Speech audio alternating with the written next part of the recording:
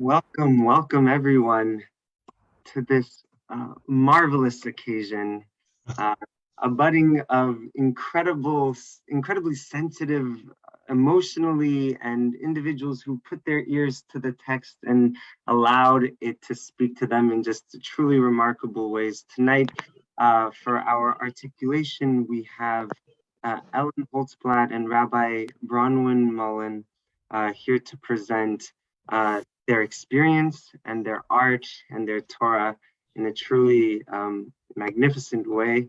Um, uh, Rabbi Bronwen Mullin graduated from the Jewish Theological Seminary. She's also a arts fellow, a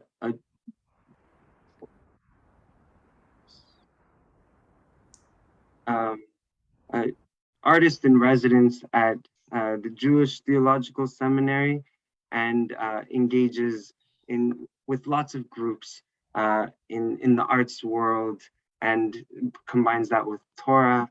Ellen Holtzblatt is featured in has presented her art internationally and across the United States in the Jerusalem Biennale, and we are so lucky to have both of them to have studied and to present for us Parshat Vayigash.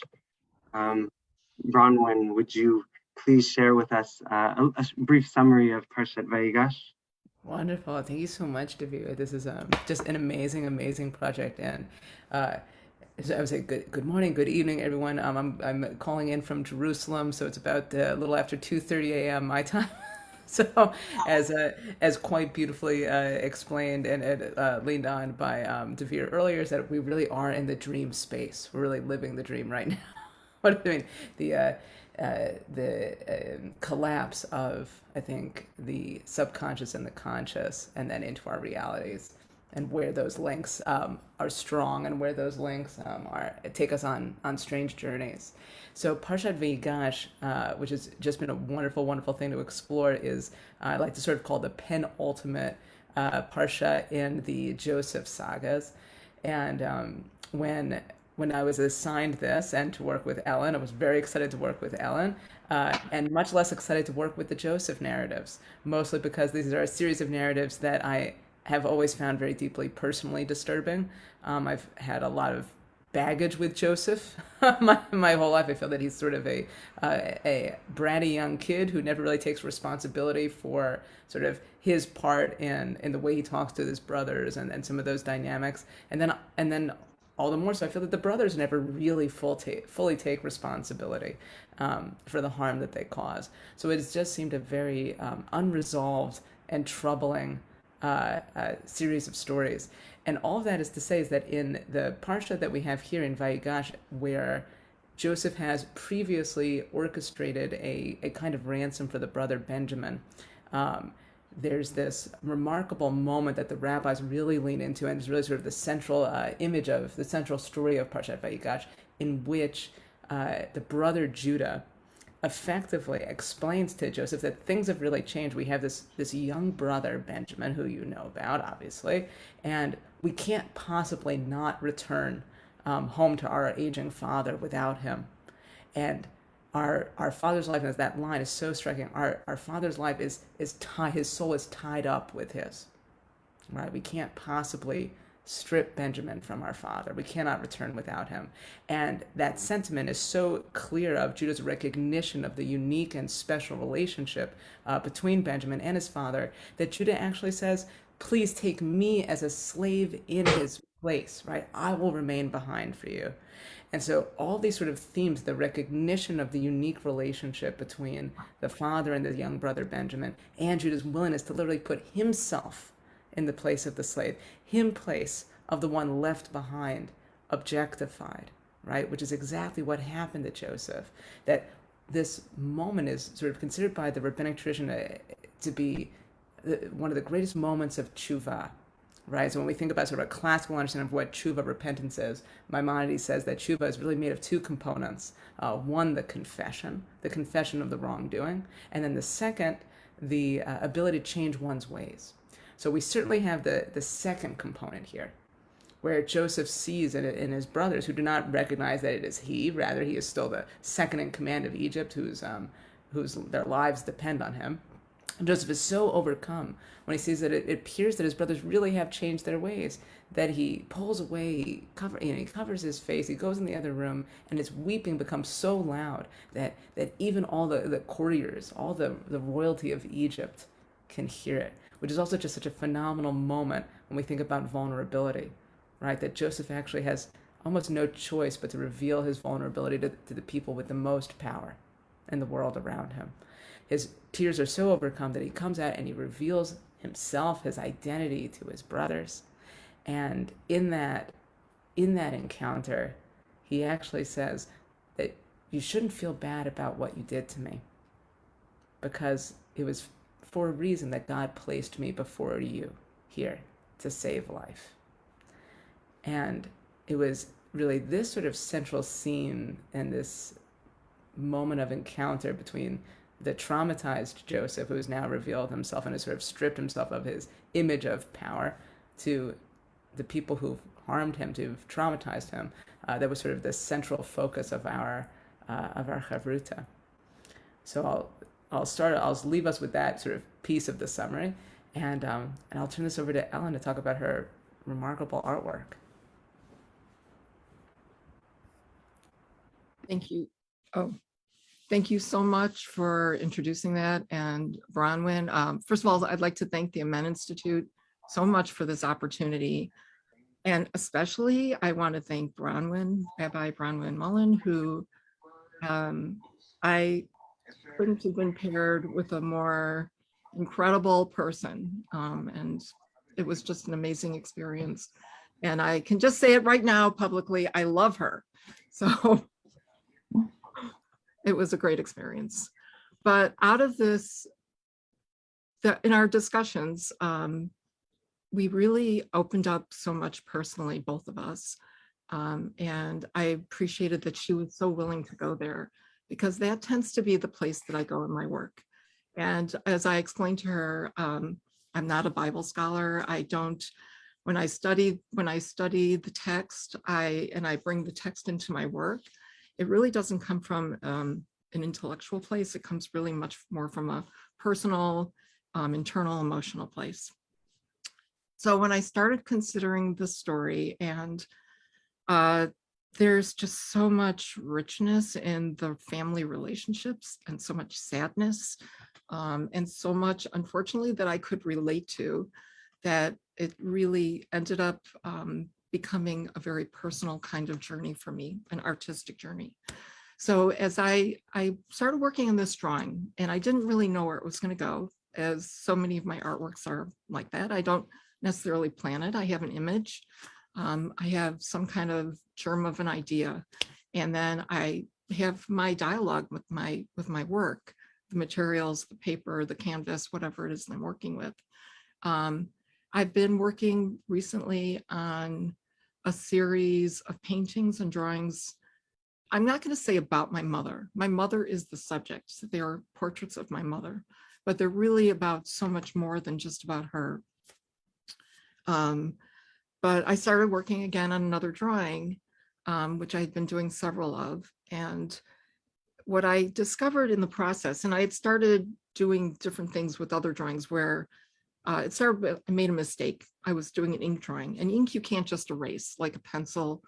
When I work with paints, when I work with oil paints, I tend to, I view them almost as being sculptural, because I do a lot of wiping out and building up layers.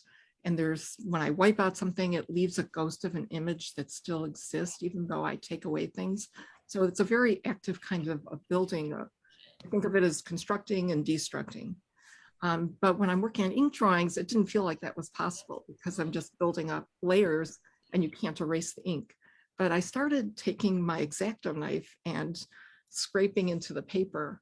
And sometimes when you scrape the paper tears, learn that. I guess I should have known that from kindergarten. You take a sharp object to paper and it'll tear. But when I worked on this particular one, it's a beautiful Japanese paper that I had bought years ago for a book that I had put together. And it feels like it's a very fragile paper, but Japanese paper can also be very strong. And I started doing some tearing, but this one, it became sort of started becoming not just, it was always part of the process, but it became more and more important to the process. And I realized that I could tear away huge parts of the paper. I was basically tearing it in half, and the paper kept its integrity. Now, I don't know if it'd be possible to make this larger, so the tearing might be more evident. It's a little hard to see, I think, in the image, but there's a lot of like, so over here, there's a big tear. And if you come down a little bit further to the face, you'll see that there's a lot of tearing. Well, I'm pointing to something and you can't see what I'm pointing to, but there's a lot of tearing around the bottom of the face and around the landscape, above the head, a lot of tearing of the paper. And the paper was maintaining its integrity, but it was becoming almost transparent.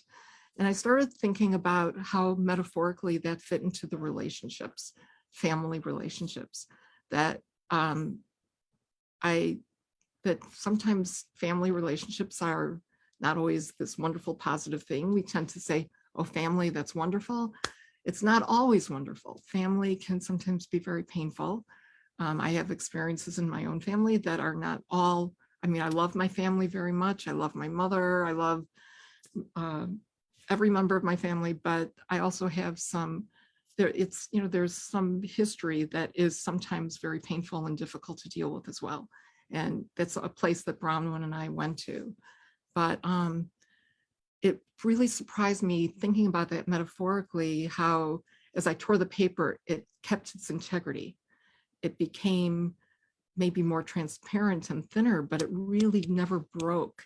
And I, like how it is possible to keep tearing at the fabric of something and yet keep some of that relationship alive, to keep my own ego and my own soul in one place. I just felt like that was really very interesting. And even the areas where I actually just tore it, and that was Devere, that part that you were showing originally, that one rift at the top, if you could show that again, that it really did just kind of rip. And I went in there and I repaired it. It's, paper can also be repaired. So it became not just about the image, but also about the whole process. And that felt to me like that was relating to Joseph and his brothers, and actually in me and my family as well. And I could see so much of myself in that relationship. So I did another drawing, but I could show that more later if you want to. We can just start talking a little bit about this. Yes. So much. Something that is, well, so by the way, as we're just say a little bit about agenda for our time, we thought it would be really nice to say Elle and I are going to again we're excited to share a little bit of a insight window into sort of what our archive roots study is like, because this is the great thing. Hearing her talk about this artwork again has opened up even more things thinking about the parasha. So I just want to just say that we're going to do that for a little bit. And then for the last 15 minutes, we would love to bring it into a group discussion, have everyone come together on this, because there's so much here and there are so many wonderful talents and minds in the space. So Ellen, I was just, something that's jumping out to me now, and I know we spoke about this before, but again, just the way that you describe the actual material itself, that you can keep sort of ripping at it and tearing at it, but that it's still there. It still sort of survives that brunt, and not just survives, but can even become something beautiful. And I feel like when I heard you saying that again, that really felt like it felt so poetic when you think about Joseph's story, and that sort of the beginning of his trauma is actually literally about tearing, right? The tearing of his coat of many colors. But just thinking that, like, in terms of sort of what he experiences in his life, it's like that's just the first tear, and then he's torn from his family, he's torn from his status. He goes from being a free person to a slave. And then he's torn from that home. He's in prison. And then not only, and I mean, it's like the levels of which his freedom and autonomy are torn away. And then And then interestingly, one could say it's like, okay, so then maybe we sort of have a repair, right? When he becomes the number two in Egypt, right? Right under Pharaoh. And in some ways that repairs, it's a kind of repair, but he's never quite the same, right? Like he's fractured, he's frayed. And now I'm thinking about that it's not in this parasha, but it's in Vayechi in the next parasha, I believe, where when we find out about Joseph's burial, that he's even given an Egyptian name. So there's all these ways he's even torn from his birth name to some degree. And that's landing with me a lot more now, just about how, yeah, the story is really about the different ways that we can both sever and refuse in the course of our lives. And then it's interesting because I was thinking about that with that all that tearing, is there a diminishment? Do we diminish? Does Joseph diminish in some way? And just like the paper becomes more transparent, it is definitely more fragile. We talked about that, the fragility and the vulnerability that continues. But yeah, he's not the person that he was before. And that mirrors us. I mean, it really mirrors everybody. We are one way, and then sometimes if there's something traumatic that happens, it can feel like there is a fracture, like you were describing. Right. I mean, I think in a lot of ways, over the years of studying this parasha and reading many other rabbinic colleagues of mine, the topic of trauma was always there and it was always written about, but for some reason I couldn't engage with it. I just always had trouble engaging with it intellectually when it was written about trauma, and then in engaging with your work, I think that I've been trying to figure. I'm like, why does the trauma feel real now? Which feels silly as an artist rabbi to say, like, well, of course, because I relate to trauma and feelings and sort of bringing stories and narratives alive through artwork. I mean, it hits the unconscious. We were just talking right before this. I'm seeing my Jungian therapist tomorrow. I'm very excited. We're talking about like the ways that we engage more deeply through the visual and through the subconscious. But another thing that's sort of jumping at me now is that when I did my little it's like when you're meeting someone new and your little what do you call it, like pre-Google stalking, right? So checked through your work, just like who is this Alan I'm about to meet with, right? Not this artist, right? But just seeing this series about your mother, I'm having this feeling now that maybe the reason that the trauma feels more real and was more identifiable, certainly for me, in having this collaborative with you and your work, is just the idea that like the very first sever that we all go through is the womb, right? Like existence doesn't happen without a sever. And I know Devere, if you want to pan it again, I know we've been through this, Ellen, but saying that both is one of those like great chavruta moments that in the upper rip, right? That like first we sort of looked at it and I was feeling like, oh, it kind of looks like the state of Israel a little bit, right? And then and finally it kind of fell away. We're both like, okay, it's vaginal imagery. We both get it. We're right there. We can just call that, what that is. But there's something amazing about this. It almost feels like a canal, a vaginal canal image that sort of also has a feeling of sort of like lightning, like crashing through the sky. And then we're in this image. We're in the image of this person. And just thinking about how the fact that this series that you have on your mother is also really kind of the groundwork and the fertile soil from this. I think it's hitting me so close. And thinking about my own sort of traumatic background with my father and various things that in many ways, yeah, the original trauma that we all have in life is about, in some ways, the eternal connection to and separation from our parents. We're always working through that to some degree.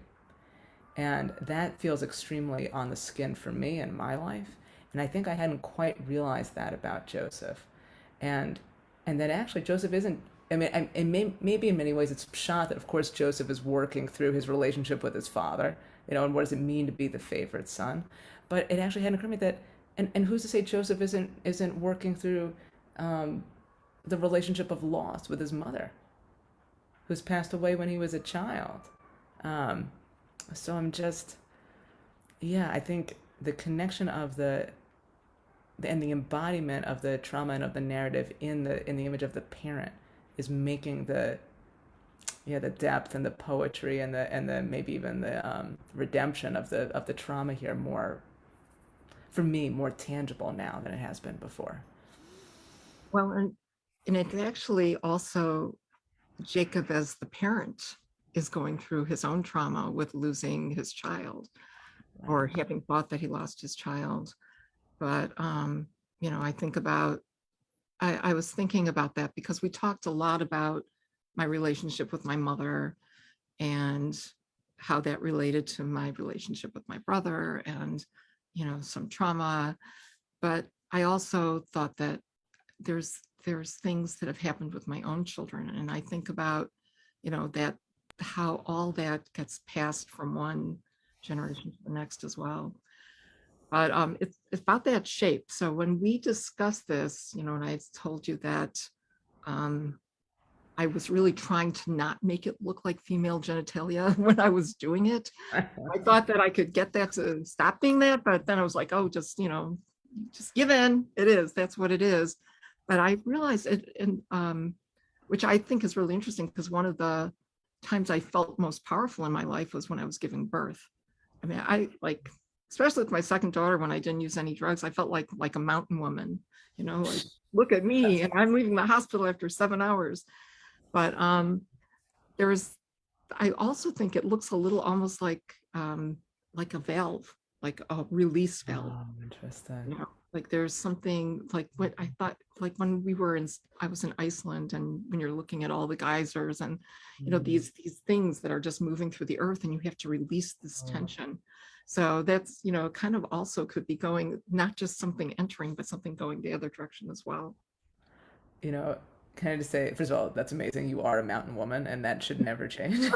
Like mountain power goddess, totally here for that. And actually, that reminded me what we said about feeling powerful and birth specifically in that sort of necessary medical sever. It reminded me, this is not my interpretation. I have to credit my wife. This is her interpretation. She's a rabbinical student at the Reconstructionist Seminary. That she feels that part of the reason it's so significant that Joseph is called a Na'ar, right, a young boy, at the beginning of this story, is that it's actually not just a description of Joseph, but it's really a description of Jacob. That somehow in his youngest son, that Jacob feels like a Na'ar again. That somehow because all the sons are Na'arim at some point, right? They're all young boys, right? But why only Joseph is specifically described as a Na'ar. And so in that way, it just reminded me of what you were just describing, that maybe in some ways Jacob somehow feels revitalized in the birth of Joseph, right? In the birth of Joseph from his beloved wife, right? It's somehow there's a new youth, there's a new life force that's given to him. And then the sort of kind of cruelty of that is that, and also this begins the end of Rachel's life. Right. And so I'm finding a lot of questions coming up for me now that it's so fun. I mean, this is the great thing about art, right? It feels like these things have always been here, but just how much Joseph is carrying the weight of his parents his whole life. And when we're looking at, I think even in this moment that we zeroed in on, where Joseph reveals himself to his brothers, I think there was a part, it has this feel of a great family reunion, but it's also making me wonder now, in that moment, has he also somehow brought, I mean, I guess they will have, again, later in the parsha, they will actually have a real reunion with Jacob. But, does Joseph partially bring the parents into that moment of reunion with the brothers, just because he's been carrying them with him this whole time? But I don't know.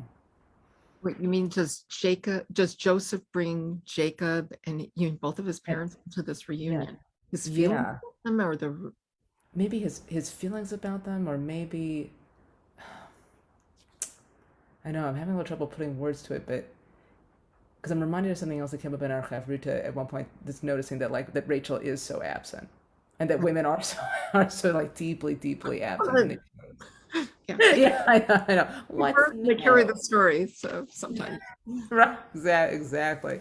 And like, but I guess the thing that I'm sort of, I guess, I guess playing with is like, yeah, maybe that in my mind is like, yeah, I'm really uncomfortable that Rachel is absent from this story entirely. You know, there's, and I don't know, maybe I think I'm having a little bit of longing. It might be just be wishful thinking, but thinking about how, like, Joseph has spent so much of his life alone in the world. Do you feel like you're channeling a little bit that maybe that's what Joseph really needs? Right, like really But needs parents. so much is being put on the father, but I mean, at least traditionally, fathers, it was more the mother. You tend to think of the mother as being the one who brings more emotion, more demonstrative love type of thing. I don't know. I mean, I know it's Right. stereotype, but perhaps that's missing from this, or maybe that because Rachel was just for him and for Binyamin, Right. but whereas Jacob is, he's Right. Is everybody. Right. Which actually, that's so interesting. I hadn't quite thought about that. That in many ways, it's not Joseph doesn't really have all of Jacob's love in that respect, right? He sort of has to share. I mean, he would. I mean, in theory, he might also have to share his mother as well, and in that kind of a family structure. But right, like he doesn't have that singular, like loving, supportive relationship in Rachel, and that's yeah. I know this is the thing actually. Other wisdom that my mother, I know I quoted this too, but my mom always says that like if there's whatever the thing is that's the most problematic, um, is often sort of the crux of where something really rich emerges, and I think just another thing that's coming up here is just this feeling that the absence of Rachel feels so problematic and feels so we can't ignore it. She's really just erased from the story, and then I think in this work, in your work, the foundation sort of coming from these depictions of your mother, right? Like I feel like there's a way that I don't know, we can I wonder if there's a way we can weave her back in. It's a little like Machayim Meitim, like bringing her back from the dead, linking her with Joseph. I don't know. Do you think that she would have been a better parent than Jacob was for Joseph? Oh It God. seems like Jacob, he failed Joseph, right? I mean, he talked Right. about it also like that he Right. set up so much of what happened because he created this environment where the brothers became so jealous, and Right. and he kind of just accepted what they told him. He didn't question it. He didn't go searching. I don't know. Maybe would she have been a better parent? Would she have with this? Yeah. I don't know. I mean, I just have to say, like, part of that question, like, it just makes me laugh because, so during during COVID times, my wife and I would walk around West Philadelphia, and one of the big things we just used to joke about is that we would see, trigger warning, parenting in COVID is that, and not us, we're parents to two kittens who we actually realized are much more like dogs, so maybe that's also a sign of like how parenting gets really strange in COVID times. But just that we would walk around the neighborhood and we would just notice like the sort of the desperate things that parents were doing with their children to keep them, active during COVID times. And there was, I remember it was so funny. There was this one family where who we knew from the neighborhood, where the father had built a strange kind of swing. Like there was a tree in front of the house. He put up a large rope, and it felt like there was some kind of stone, I don't know, biggish, I don't know how he did it, but he attached it to the bottom of the rope, and the kids were swinging from the porch of their house, basically, over a series of cars, like out in the street, and then swinging back with, no safety net, no anything, like, no nothing. And we just, Nicole and I were watching this and just thinking, like, right, like, wow, kids are really, they're in danger when they're alone with their dad sometimes. Like, Oh my God, my husband. Okay, I'm sorry, Al. If he's watching, it's just. I found out he did things like later. Like what? You did that with my child? yeah, Went out on the roof with my child? right. he was doing photographs. He's an artist also. He was doing photographs, and he had this photograph of one of my daughters, and he, there was ice on her, like she's in a bathtub full of ice. But I thought he photoshopped it. For years, I thought he photoshopped it. No. We put her in a bathtub with ice. So yes, men can be more dangerous than, they can be. I don't know, from my experience. It's an interesting story. Sorry, Yael, I'm just, got to go there. Just airing it, right? Hey, both of my kids are fine. No one fell off a roof. Good. Got hypothermia. So. But this is actually okay. So coming back, this is something that's also, I mean, again, and maybe this has been obvious in many Divrei Torah and commentaries before, but it just feels so much more personal and real through this process and through engaging with your work and this, which is that it's now hitting that so many of the Genesis narratives, I mean, we know that they're about family structures and so much about the kind of, struggles that originate in family systems and traumas that originate in family systems, that then sort of get played out like in the more larger, communal and geopolitical scenarios and ritual and ideological scenarios throughout the rest of the Torah. But now I'm just thinking that one of those, I think, specific aspects is about what happens when there is a severing from a parent or the absence of a parent in some way, right? So now as we are saying okay, my children turned out fine, right? And then that suddenly took me right back to the, what we've often imagined and the rabbis have imagined is that moment when Sarah finds out, you did what with Isaac? You took him where? You took him to a mountain to do what? What? Exactly, right? So sort of these moments of when, right? Like, well, where was Sarah in that moment? Why was Sarah deprived of that moment with her son? What Abraham does in the saga with Isaac and Rebecca, again, like the moments in which each child in different ways has a severed relationship with each parent and how that affects them and what the choices are they make in their lives. And we're not talking about parents dying. We're just talking about in the actual relationship that there's. Yes, exactly. Right. And then, exactly. But then this one actually feels in some ways almost like a not culmination necessarily, but like we've really taken it up the ante where actually we don't have a sense that Joseph ever has a relationship, a conscious or a sentient relationship with his mother. Which I believe that even when a parent, God forbid, dies at the young age of a child, that there is still there's always a sentient, there's always a relationship of connection that is real and that is felt, but that it's almost like these narratives in Genesis have been building up, and now what happens when Joseph has to walk in the world without his mother, really truly without his mother, and frankly for most of his life without his father, even though his father is alive. And that's in an interesting way, I'm kind of wondering if in many ways if we're building on that sort of like the relation, like how do we manage the sever of the relationship with the parent? In some ways, is a real culmination of that actually in the figure of Moses, who's effectively an orphan. And that's something I realized that Aviva Zornberg is really interested in, writes about in her sort of biography of Moses, where she says that the fact that Moses to a degree is an orphan really has a huge effect on his life, that he loses both his birth parents. But then on top of that really Moses has another unique story, which is another unique trauma, which is that he gets to be adopted. And the idea that then he's stripped from that again. So he really goes through two sets of losses of parents that are never really repaired. He never really has access to again. I don't know, Well, what's interesting too about that is that I think that there's a generational kind of memory that we have, an ancestral, like unconscious, where these things impact not just the person that it happens to, but the generations that come after are also impacted. I think on a personal level, I know like I found out, I remember one time my dad started crying, and only twice I remember him crying in his life. Wow. Once when I went to Israel for a year, and then this time just started crying in the car. I was in my 40s, had kids, and I was like, what's going on? And he had never told me the story before, that his mother had his parents had two children before he was born when they came from Europe. So they had one daughter they brought with. They had two children that died as babies, and then he came after that. and they were both buried in unmarked graves in the same grave, and they couldn't afford to get a grave. So someone gave them a grave that they shared, but there was no headstone.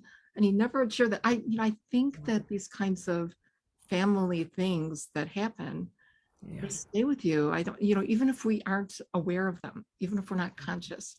And it's not just partly because, so like when you talk about Moses and how he was affected as an orphan, how does that impact every generation that comes after? Well, yeah. Well, first of all, thank you for sharing that story. And you know, it's, I'll tell you what, when you were describing this and the idea of like something that literally stays with you, and the idea, right, of these, these children being buried in the ground, it reminded me of something that I think we spoke about it a couple of times ago, but just that, like, so in your picture, the way that over the sort of the skull, right, or where the brain is, that there's a shadow over, I mean, not Talk about this, yeah. right, about like sort of the frontal cortex, which is like where when brain scans are done, or actually utilized to talk about trauma, that usually there'll actually be sort of shadowing over this frontal cortex, right, which is also where it's like where creativity is, and specifically connected to sight, and like essentially literally the way we look in the world. Like it's wild just to see that that's sort of where trauma affects in the brain, and then from there just realizing that we have that same kind of shadow, that watery effect that actually becomes sort of the landscape, Yeah. behind this figure. That, like, I think I that's don't, I exactly don't see a right. separation between the landscape. I mean, they're obviously they're separate, but I feel like they are the same. Exactly. I Yeah, I think that's agree with you. right. It literally emerges from the figure's head, right? And then it's like lighter in spots, it's darker in spots. I mean, I think that's, I think that's exactly right. Right. No, I agree with you. I think that was so interesting when you brought that up. And so, I think about like how, to give you another example. So, because I bring everything back to the personal, and actually I'm not going to go there. I'm just going to leave that be. But thank you. No, I know. No, I mean, this is like our, for the chevre here, to say that our chevre is definitely like, has been, it, you know, I feel like I'm like outing dirty laundry. I'm going to out some dirty laundry about my rabbinic background in the Jewish Theological Seminary, but I appreciate this about them. It's sort of like one of those like kind of tragic flaws, is that I often found when we were doing biblical analysis in my seminary, my rabbinical seminary, that if we took an analysis and we made it personal, we were almost always sort of derided for that, but in a very kind of patronizing way. We were sort of told, like, sometimes people would be explicit and say, well, that's too personal. How are you going to make that relevant for a congregation? Right? That would be sort of one sort of approach. But then the other approach often would be that we would sort of, our interpretation, if we made it very personal, would be sort of diminished, and by calling it drashi, right? Like, oh, that's like a nice midrash, right? As if somehow midrash was of a lower status, than, I don't know, than Talmud or than halakha, or the idea of like the holy pshat, the simple, clear read of a text. Even though we had many a scholar at JTS who pointed out that actually the concept of the simple read of a text, the pshat of a text, was actually a much later development, in the late Renaissance, right? But I feel so. The reason why I wanted to mention that was that I spent a good 6 years in rabbinical school, I think, really conflicted, because as an artist, and my background is in music and theater, that I always knew that the more personal, the more hyper-specific I could get to my experience, actually the more universal it was, the more deep, right? Like the more deep the truths were and identifiable. But I was getting the exact opposite opposite messaging, specifically about like biblical analysis, specifically about textual analysis.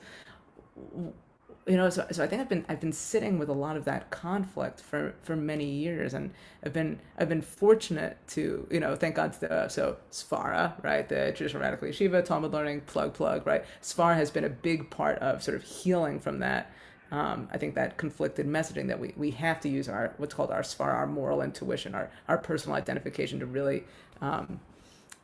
get at the essential timeless truths of our tradition.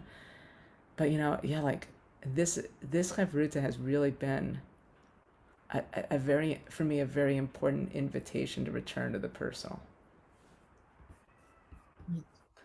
Yeah, I mean, I totally agree. As you're saying this, I was like, oh my God, if you want to put me to sleep, just give a talk that is totally removed from the personal, and I will just, like fall asleep.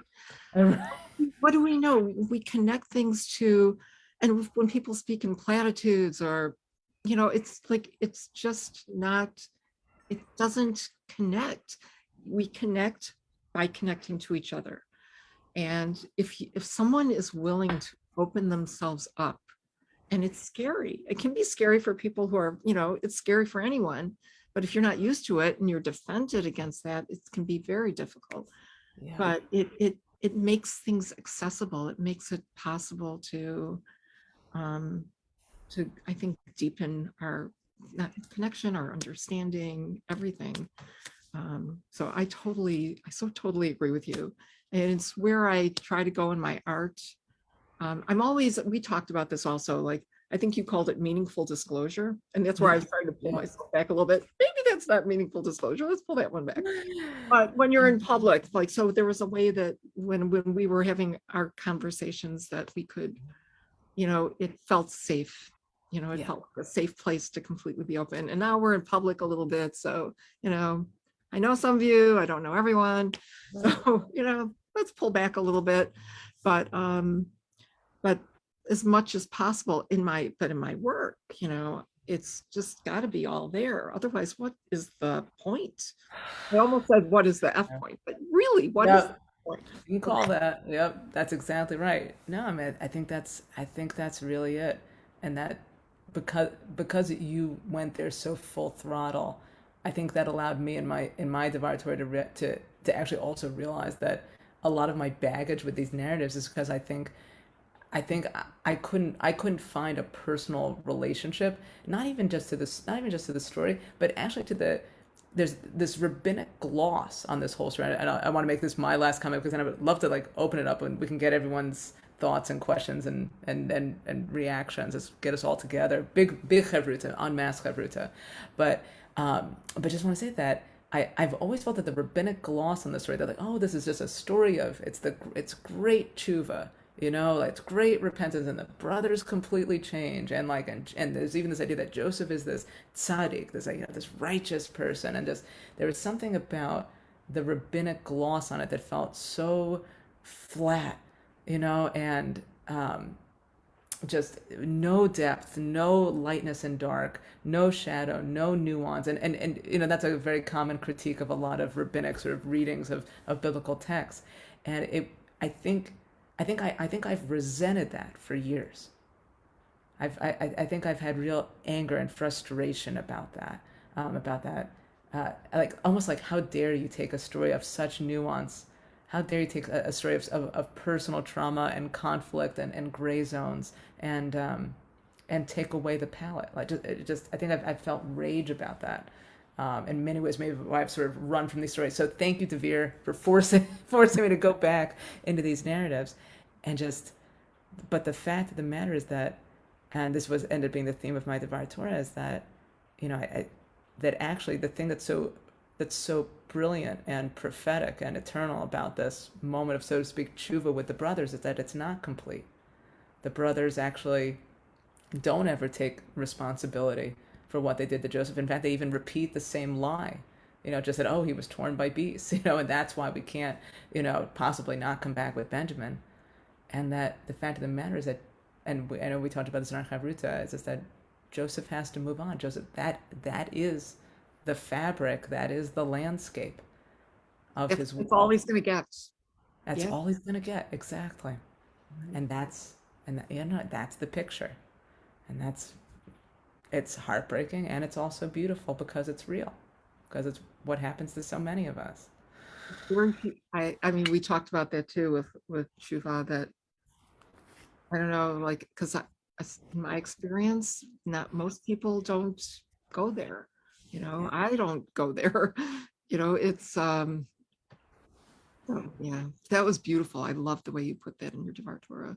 Oh, thank I you, suggest Ellen. that, I know you're not giving it, you're not speaking it, but everyone should read it.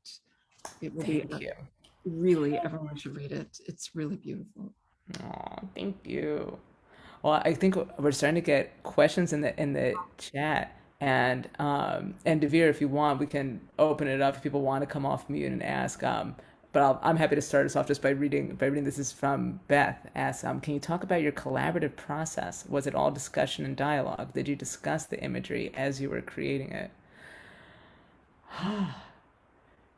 That's actually, I find that a harder question to answer than I thought. Um, I we didn't, I mean, we did and we didn't, because I think we Yeah. had, the way it worked is we really met twice, and we just had, it seems like we met a lot more, because I feel like I have like more of a connection than, like, yeah, and you talk for 2 hours.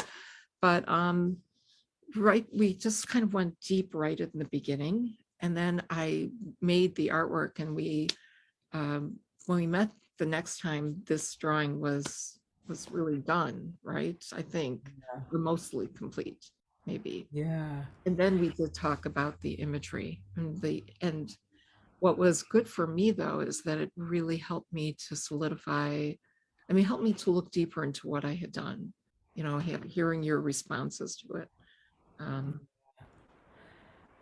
You know, it's funny because, like, I think I would say it's part of the reason the question struck me as funny is that I think, I mean, when I was writing my Devar, I felt like I was in active conversation with you around the personal. You know what I mean? So, like, in that, like, that was such a huge piece to this for me that just really, I don't think I've allowed myself permission in years to really, really lean into the ways that a personal relationship with trauma is pivotal in understanding these stories, which is ironic because in Svara, in my Talmud teaching, like, so much is about the personal and personal relationship, and I've been leaning into that for the last couple of years, and it's been wonderful. But somehow in a Devar Torah, I haven't given myself that permission. I'm not sure I would have, if not for our conversation, if not for our friendship and our relationship now.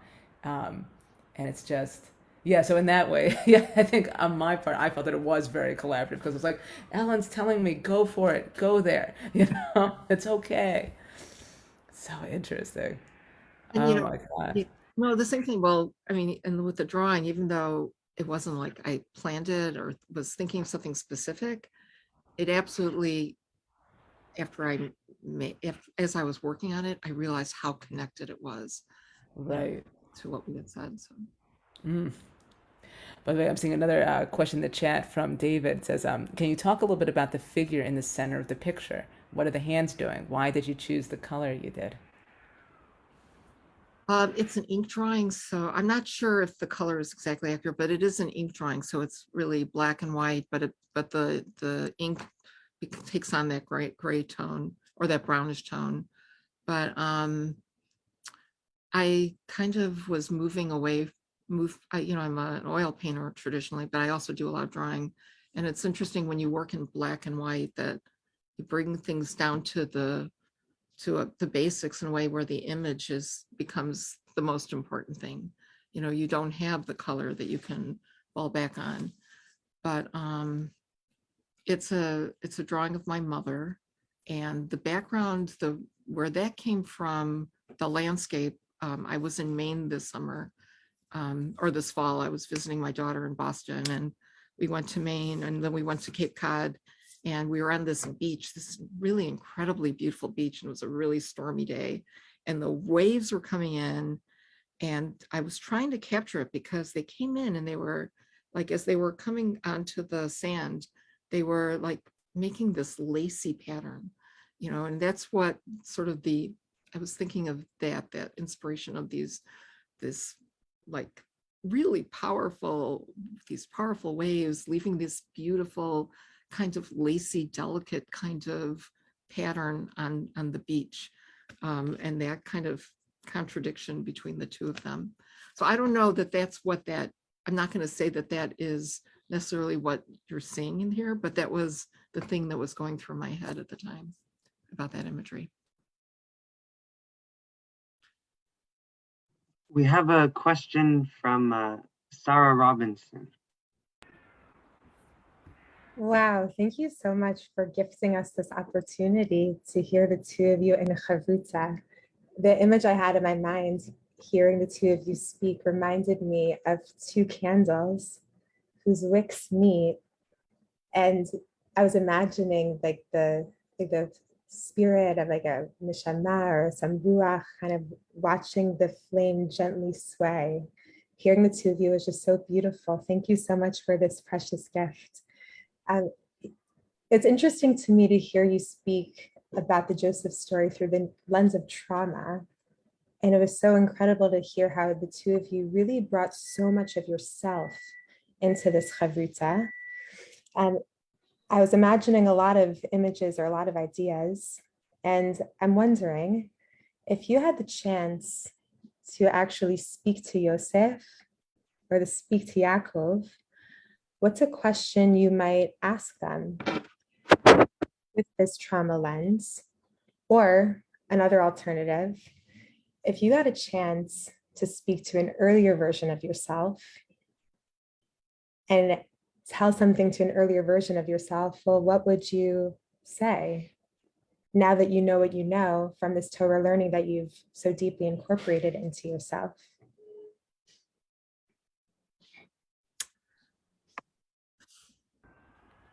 Thank you for those Are questions. amazing questions, by the way. Yeah, they are amazing questions. You know, I just want to say, by the way, as I'm noticing in myself that like I want the I think I have the question, or not the question. I have the thing that I would say to myself, an earlier version of myself, very clear in my mind, and I want it to be. I want it to be related to the question that I would ask Joseph, but I'm not sure they are.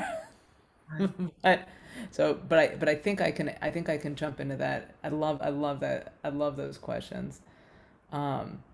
So one of the, when Ellen and I, when we were sharing in our chavruta, like much about our relationship to trauma and understanding of family systems from our own families and how it relates into the story, one of the most one of the most shaping moments of sort of situations in my life is my my father's suicide attempt that was not successful, but led him basically to slowly decline for almost the next 10 years.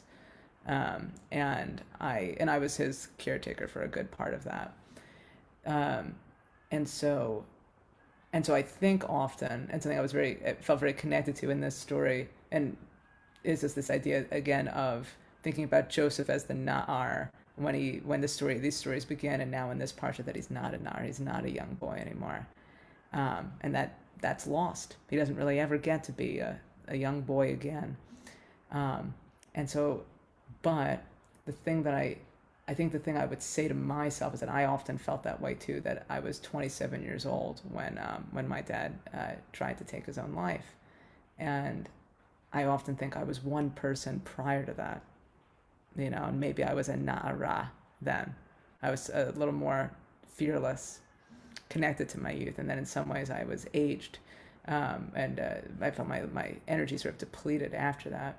So I think the thing that I would say to myself then, now, as I'm sort of, and I'm now almost about 2 years post my dad's passing, is thinking that I think I would say to myself that you're always that na'ara.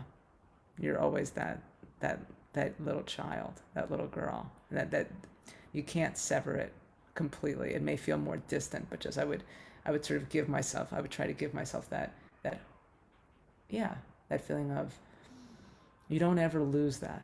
No matter how much it's taken from you, you don't have to let go of it, no matter how much people are pulling it from you.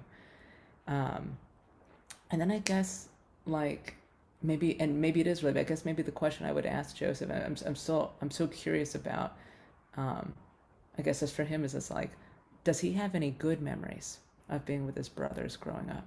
I've always sort of wondered, because we only really get the dream and the dream sequences, but yeah, like, what are his favorite memories of, what are, if I were to ask him, Joseph, like, what are your favorite memories of growing up with your brothers? I guess the way that I was thinking that, first of all, thank you so much for sharing that. I really appreciate that you opened yourself up like that. Thank you. I'm going back to when I was very young. When I was about 3 or 4, I was very sick and I would go in and out of hospitals. I would get very high fevers, be over 105 regularly. There were times I'd be in an ice bed. And I remember, I have lots of memories from that period of time, always is like this little, but I remember there was one time my mom made a comment that I used to be a really happy girl, and then I wasn't a happy person anymore, and I wasn't happy. And I would love to go back and talk to that child before, the illnesses, and like what kind of, I don't know. I'm not, I guess that it's interesting you said you were always that nar, and I guess that we are, but I do feel like there are those things that happen that, like with the paper that pull away, that there's the ghost, or you take that image, there might be the ghost image left there. There's traces, but not the same, like that things do change. And then the question that I would have, I think, is more for Jacob. And I'm just wonder if he has any recognition of what he did, his responsibility in what happened to Joseph. Does he feel not just sadness that it happened and happiness that he found him again, but kind of a deeper like introspection about what happened? I would ask him about that, I think. I love that question. Well, I'm just noticing our time. I know we're a minute from the hour mark. I just saw that another question that came up in the chat says, what is the idea in the dream that Yaakov and Rachel also bow to Yosef? I was also in right thinking about that. Yeah, those relationships of, it's funny, the word that came to me was actually about sublimation, but I'm not sure that's actually the word I meant. But yeah, those power dynamics, but yeah, I'm not sure why the word sublimation came to mind. I don't know. Oh, that's interesting. Yeah, I don't know. Yeah, but I do want to think about that image, the bowing to one another, acknowledging one another, maybe making space for one another. I don't know that the child ends up sometimes surpassing the parents also, or it's part of the separation, is that they become something other. Right. I like actually that you said surpassing, because it's like almost the change of roles, right? That Joseph is supposed to be the child who's cared for in the beginning, but by the end, he's the one, the youngest, caring for everybody. He's ensuring everyone else's survival. There's, right, that's sort of the dream sort of seems to predict that flip, right? That we all go through in different ways. Well, it's just amazing. I'm exhausted. It's 3:30. It's wonderful to get to share like just another chavruta with you, and also to be with the wonderful group of the Amen Institute. I guess we should turn this back to Tavir for some closing out words. Yeah. Wow. Just this has just been really special to just have a little slice of just the magic that it's your chavruta has been, to witness, and to the art that you've created is just creates so much depth of conversation. So really taking it to that deep personal place around the conversation of trauma. A lot of it is inner child work, and thinking about the parallels of the Nar and the child that was lost is also just very insightful to the story, and to thinking about how to unpack it. If for more of these conversations. We have a weekly conversation with our artist and rabbinic charutot, and it's just I'm so appreciative of all that each artist and rabbi puts into it so far. It's been really magical to be part of. So thank you, Rabbi Bronwen and Ellen. And this is going to be up on our Facebook page. So if you want to see the others, you can all log on to the Amen Institute on our Facebook. And on our Instagram, we have the artwork. And please read the Dvar Torah. It's so beautiful. It's going to be on our website as well, theameninstitute.com. So, wow. Thank you, everyone, for attending tonight. And thank you really to our artist and rabbi for making it as special as it has been. Oh, well, thank you so much, Javier, and thank you to the Main Institute. It's a wonderful, wonderful project, and just looking forward to so much more. And also, I just want to geek out for one quick second to say, David Wander, I have taught your 613 book many, many times for conversion students, and it's wonderful, wonderful, wonderful. We've done a lot with your work, so it's wonderful to see you. I get to in the Zoom universe. Thank you also to the Men Institute, everyone who is here today, and especially Bronwen. Thank you. Oh And my thank you gosh. for being here in the middle of the night to be with us. I really Ellen, you are my life sister now. Thank you, thank you. Just so much more to come. I do a good heart. Okay. Laila Tov, everybody. Bye, everyone.